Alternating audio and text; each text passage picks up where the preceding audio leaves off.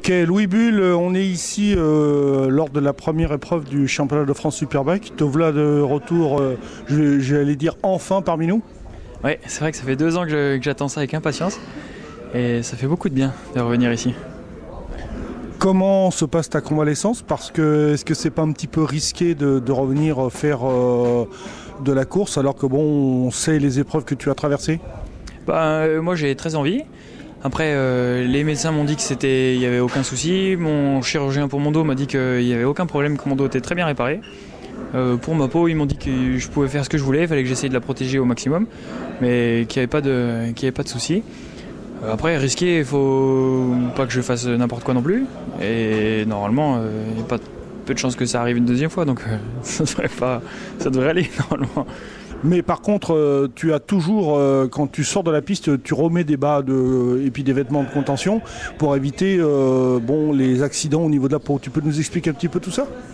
Oui, parce qu'en fait, donc les cicatrices de brûlure, c'est un peu pénible parce que le corps est très inflammatoire en fait au moment du choc. Il nourrit les cicatrices en fait à fond avec des liquides et ça les remplit de liquide. Après, le problème c'est qu'elles vont se fibroser et ça devient dur. Et il faut savoir que c'est pas élastique les cicatrices, donc après on peut plus bouger. Et en plus de ça, plus il y a d'inflammation, plus il y a de la rétraction des cicatrices. Et du coup, ça finit qu'on finit à 4 pattes, plié, à plus pouvoir bouger, à se refaire opérer dans tous les sens. Et voilà, donc il faut essayer de chasser au maximum les liquides, les libérer et faire en sorte que la peau elle soit la plus fine possible. Ok. Ce que l'on sait peu, c'est qu'en fait, tu continues à piloter avec la main droite, auquel il manque une partie des phalanges. Est-ce que c'est handicapant, ça? Bah oui, forcément, c'est handicapant. C'est un peu pénible, mais en même temps, je pense que c'est comme les choses de tous les jours. Au début, c'est compliqué parce qu'on ne sait pas trop comment faire. Et après, une question d'habitude. Au début, j'arrivais pas à manger, j'arrivais pas à écrire, j'avais rien à faire. À force de le faire, on trouve des techniques, on s'habitue, on fait, et puis ça marche. Donc là, ça va de mieux en mieux. Au début, j'avais assez mal aux doigts. Mais maintenant, j'ai même plus mal aux doigts. C'est de la fatigue générale plus qu'autre chose à la fin, mais pas spécifique sur les doigts. Donc ça va bien. En plus de ça, on s'est aperçu lors de la première course que tu es loin de démériter de ta réputation parce que tu as fini 4e. Donc en bagarre pour aller chercher la 3e place, c'est plutôt encourageant ça. Je suis très très content. Après, ils sont un peu tombés devant, donc il y en a 3 ou 4 qui auraient pu quand même vraiment jouer devant moi.